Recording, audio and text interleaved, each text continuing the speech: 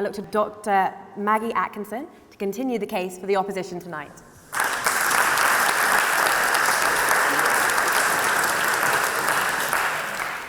Thank you. I don't know where he is, but 21 years ago tonight, I met the sex bomb.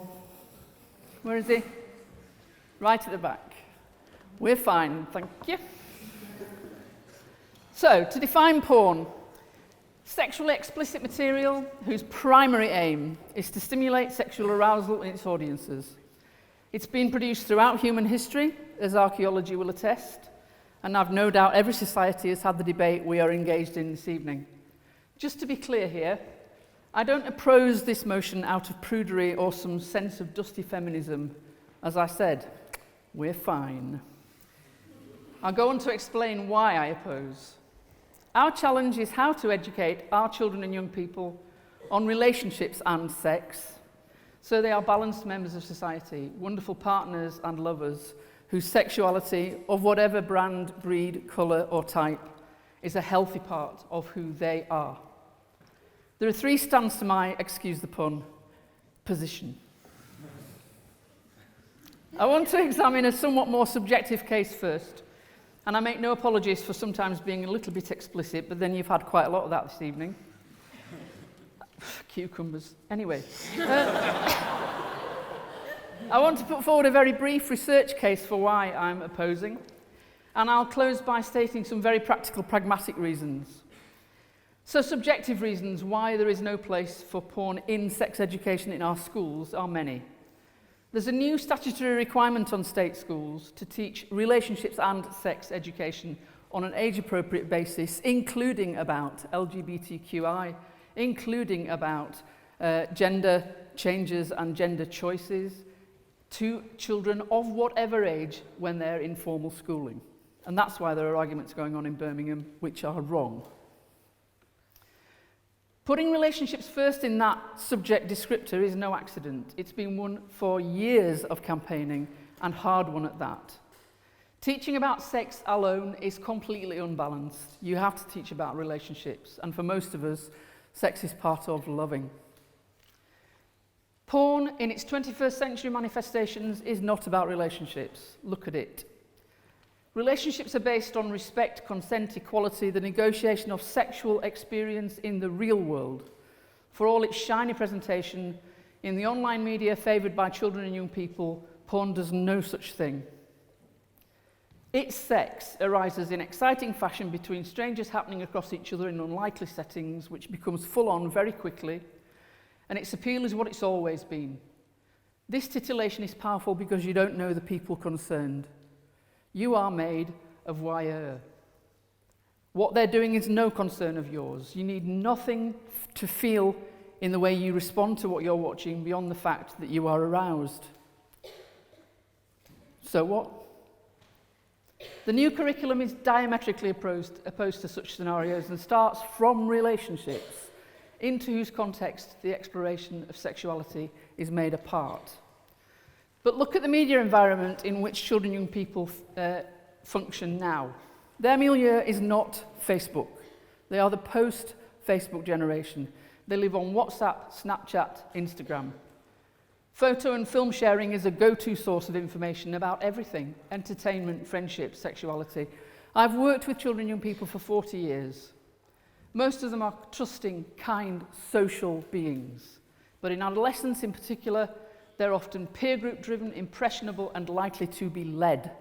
Ask the brain scientists about plasticity in adolescence.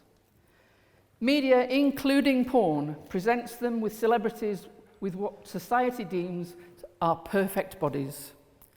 Toned and honed and tanned and long-legged and beautiful and chisel-jawed men and high-cheekboned women with white teeth. No body odour, no body hair or other secondary or tertiary sexual characteristics. No beer bellies, no cellulite, no halitosis. No uneven features, male and female alike, perfect weight, height, scent, musculature. Thus they are also perfect sexual beings, never a dry orifice, never a lost erection, never a fumble or stumble, never a misread signal either to go on or to stop, never a lost libido, never a faked orgasm. In porn's portrayal of sex, the staying power, sighing, screaming and mutual satisfaction are free of almost all foreplay. No boundaries, no barriers, no caution. If it ain't mind-blowing every time, honey, it ain't sex. Well, sorry, at 63 I'm telling you, that ain't how it is.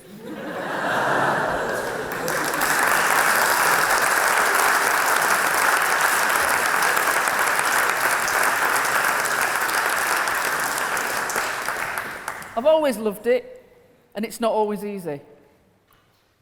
Translate the no barriers, no boundaries, every time mind-blowing into the expectations of a young person entering puberty, and imagine them living in the mess of their hormones and believing what they see on the screen in their hand on the bus to school is what they should be expecting from their sexuality. It's not right, it's not real, and it has no place in classrooms. What hundreds and hundreds of children and young people told my team when I was Children's Commissioner investigating child sexual exploitation and abuse matters. They described having phone-based constant access, by which they meant what I'm seeing must be the norm access, not to mildly scintillating magazines of ladies in laces from the top shelf of a newsagent, but extremely violent material, questionably sourced, emotionally empty, misogynistic, exploitative, underage victim-focused, sometimes so violent the term snuff movie applies, by which I mean a person dies whilst being sexually abused and is filmed whilst doing so, usually a child. Tell me why you have to be hairless. What is it about women's pubises that mean that you need them naked to make them sexually attractive? Isn't that about little girls? I just thought I'd ask.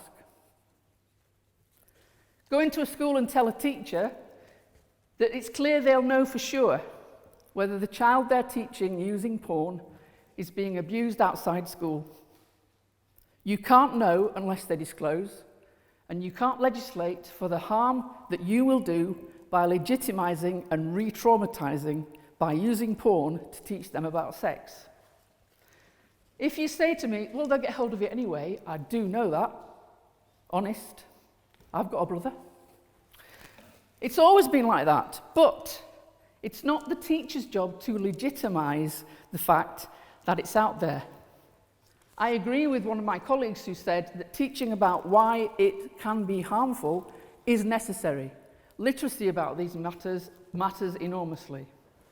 What the research says is contended.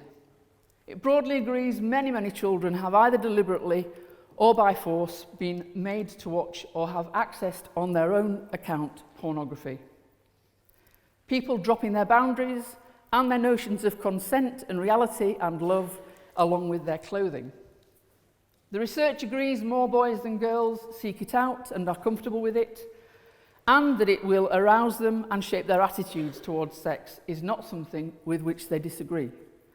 Girls are far likelier to consider it disrespectful, exploitative, misleading about female sexuality and about how we relate to each other. Research is less conclusive about porn's effect on young minds or future sexual behaviours. Some criminology suggests that if you've watched enough of it and you are male, you will engage in sexual and potentially criminal behaviours, but it's correlative, not causal. Let me finish with the one practical point that I'll get across before I stop. In this country, even the mildest porn carries an age weighting of 18.